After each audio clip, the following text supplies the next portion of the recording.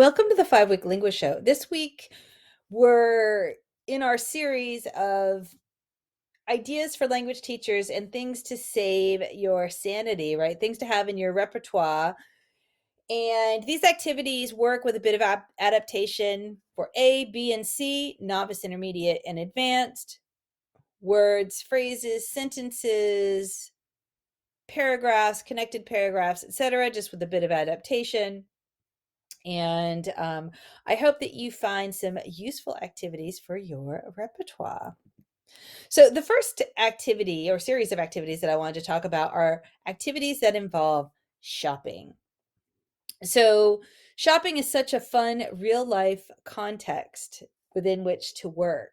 It's so useful and it gives an opportunity to build confidence and communication.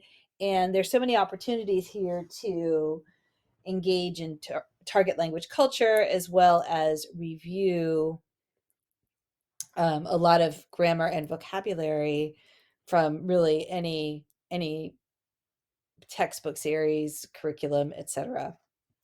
So a very basic activity would be setting up a market, and of course you would adapt your parameters here to whatever your target language is. So do you have haggling or not? Is there a market in wherever, is there like a Sunday market? Is there a daily market? Is there, like the fish market in Tokyo? What is there? You'll adapt it to whatever that is in your target language. And here in this activity, just a really basic one, you might have students open up a market and they bring the things that they're going to sell. Sometimes they might want to bring them from home, the actual things, but they can do simple research on the internet and print out.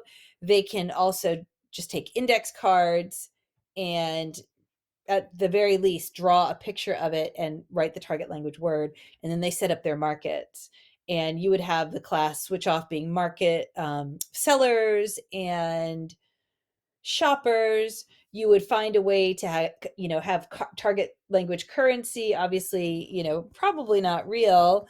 I've ordered mine from a company that's makes materials for teachers, but there's lots of ways that you can do that. It's a great way to review vocabulary and get into culture. Another way to do this with some comprehensible input is to make a shopping list, and you hand it to students and they find, whether that means actually find or doodle the words. They don't get to use translators or anything, and they have to use target language sources. So you would curate those before. A really fun activity would be, furnishing someone's house. So a site like IKEA has stores all over the world. So you'd give them a list. This is an example of what this would look like, giving a list. You give them a list, and then, they would have to, you'd give them whatever your criteria is, furnish 5 rooms of my house, and they would have to provide out links from that site to do that. The next activity or series of activities are all about art and artists. Fun research project, keep it simple. So here we have Frida Kahlo, would be relevant for Spanish. You pick, someone from your target language. And here I might, give everybody some choices, a list of choices of artists, and then some basic biographical information that they have to be able to research and find. And they would put this all in maybe a Google slide. So target language prompts, name, where were you born, etc. Maybe 10 little facts about that person, something really manageable. And then they would have to find a couple of examples. And then we would go through the slideshows, and they would be quick presentations. They would only take a couple of minutes, and they would recycle lots of beginning vocabulary and grammar. Really fun. And the visuals and what they've prepared provide them with a lot of support for speaking. An extension on this would be to have them do that and then find another piece of work from that same artist and they send it to you, and then you have a whole put them up, you have a whole gallery, and then you can in the target language describe what it is after you've done these presentations, and then they have to guess which one it is. So a great way for some comprehensible input. An adaptation of this, it doesn't necessarily involve target language culture. This is a just really a more of a communication activity, is to, if you see here, this piece sort of reminds me of like a mood board or a vision board. And essentially students, give them some criteria, say, find 10 things that inspire your goals for the next year, or 5 things, or whatever the case may be.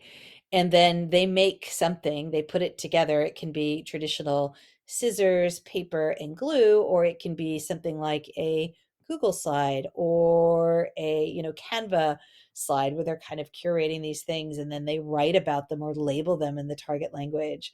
So it's a great activity for sort of first day back from winter break, especially if you've got old magazines. It's quiet, it's engaging, and it's not too stressful.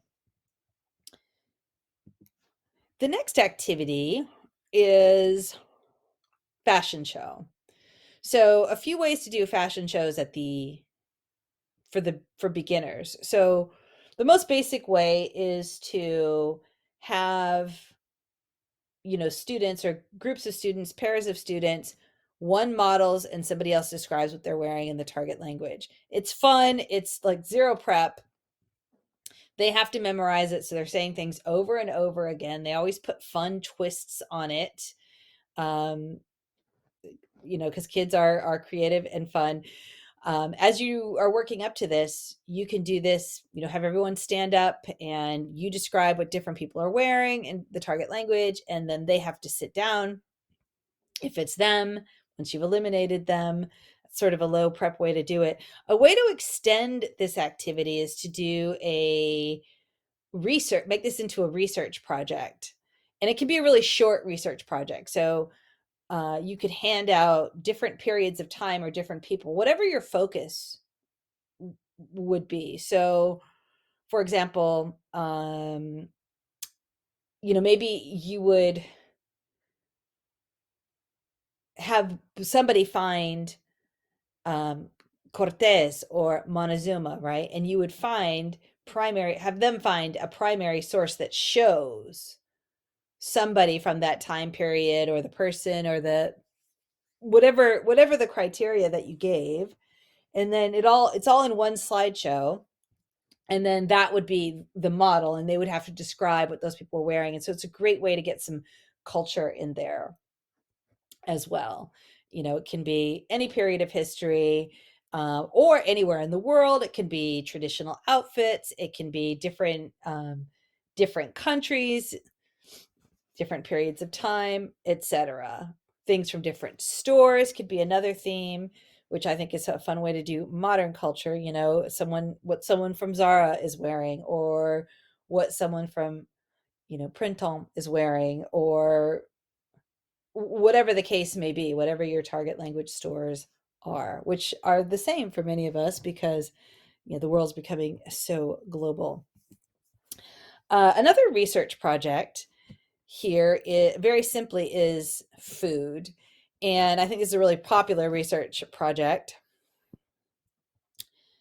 Everybody can find dishes from a certain country, or, breakfast in the francophone, or a recipe that they want to try. And you can make a class cookbook. You can actually, everybody look for something, and then you find, you everybody talks a little bit about one dish from a certain place, or whatever the criteria may be. And then maybe you can narrow it down, and as a class you decide, okay, this is doable to make these certain things. I know everyone's circumstances are different. I've seen people do this in a way where they've narrowed down the recipe, and then the class has decided, okay, let's do dish X, and then one person brings in this and one person brings in that, and etc., and then everyone gets together and they make, fajitas, for example.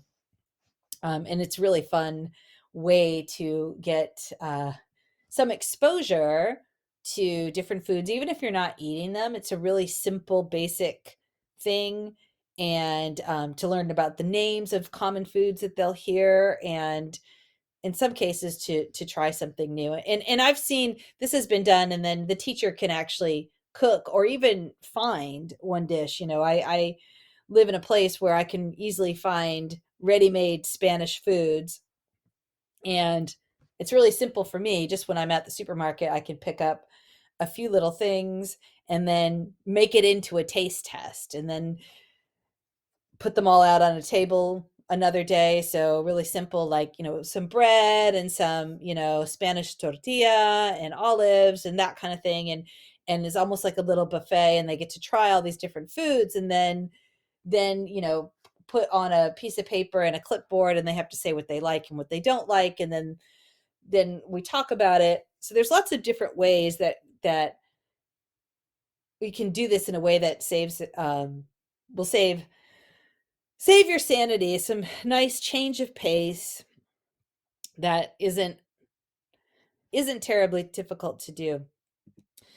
The last activity that I want to talk about this week is basically sort of, I think I want to call it coffee talk. And if you've heard me talk before, this is an activity I talk about a lot, and it has many different versions. It's so so so simple, and it's really just talking. And many years ago, when I had aspired to get to a really high proficiency level of Spanish, I asked one of my uncles, who is a fantastic human being and 2 degrees from Harvard, and he's retired now, but he practiced law in Spanish, speaks Spanish. Said, how did you do that? Is this what they taught? Did you learn how to? I was very young at the time. You speak Spanish so well, surely it's partially because you're Harvard educated. And he said, I got a great education at Harvard, and I certainly, feel really privileged to have been able to do that. But at the end of the day, if I can do it, anybody can do it. It's a matter of, he was really well prepared for Harvard. Your grandparents, my grandparents, sort of set this path for him to have the kind of education that was going to, pipeline to that sort of thing.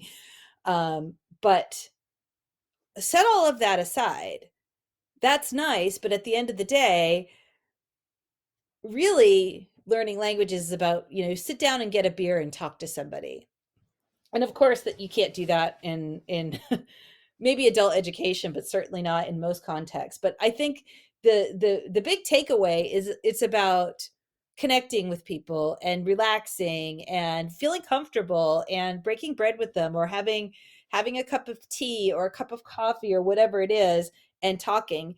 And that does seem completely impossible to many people as you're learning, of course. So this is where you can take some time, or have students take some time and sort of plan out some of the things that they can talk about, because they often can say more than they think they can, but they can't do it perfectly, and they can't do it without a little bit of preparation, right? Because they're still learning. So depending on the level, right, I wouldn't do this with absolute novices, but once you're getting up into that novice high, you can absolutely do this. And you allow them some time to bullet point out the things that they can talk about. Okay, can we ask each other how we're doing, what our names are? Can we say what we did last weekend? Can we fill in the blank, right? And really take a good amount of time to do that. And then set an amount of time and let them talk. And I like to record this after we get comfortable with the process, and they can save their recordings and then hear their progress. And if you're in the novice or the intermediate level, you'll see really, really fast progress. And this is a nice opportunity to incorporate some of those target language foods as well. And yeah, getting people comfortable with just sitting around and chatting. So I hope you found these activities useful. Until next time.